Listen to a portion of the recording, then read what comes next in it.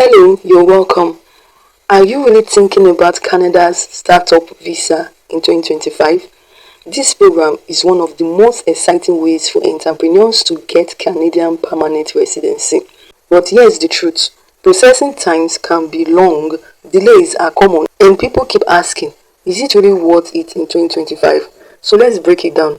First, let's talk timelines. On paper, IRCC says the startup visa can take anywhere from 2 to 3 years for permanent residence. Some founders get lucky with faster processing, but many report waiting longer because of backlogs. The good news is that once you have your letter of support from a designated investor or incubator, you can apply for a 3-year open work permit. This lets you move to Canada and start building your business while your PR is processing.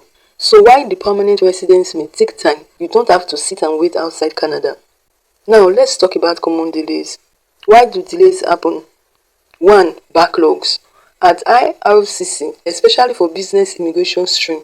2. Incomplete applications, missing documents, unclear financial or weak business plans.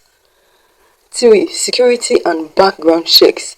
4. Caps. Each investor or incubator can only back 10 applications per year until 2026. So if you are late, you may be pushed to the next year's quarter. So here's the deal. Prepare early and make sure your documents are very authentic and meet requirements. Is it really worth it? Let's weigh the pros and cons. I will start with the pros. 1. Direct path to permanent residency for you and your family. 2. No age limit, no minimum net worth requirements. 3. You can bring your team up to 5 co-founders. 4. Open work permit option means you can start in Canada while waiting. 5. Canada has one of the best ecosystems for startups with government grants, investors and access to global markets. So here are the cons. Processing is long, not a quick immigration route, is highly competitive, not every startup idea gets a letter of support. Some incubators charge high program fees. Also, you need to show real innovation and the ability to scale. So this is not for small business only ideas. So my final thoughts about this is that if you are a serious entrepreneur with an innovative idea and you are willing to wait through the processing time, yes, it's absolutely worth it.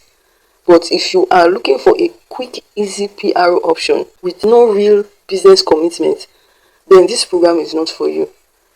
The bottom line is patient preparation which will equal to success. If you can line up your investor, build a solid business plan, and apply early, the startup visa can change your life. So if you found this helpful, subscribe, like, and share. See you in the next video. Bye.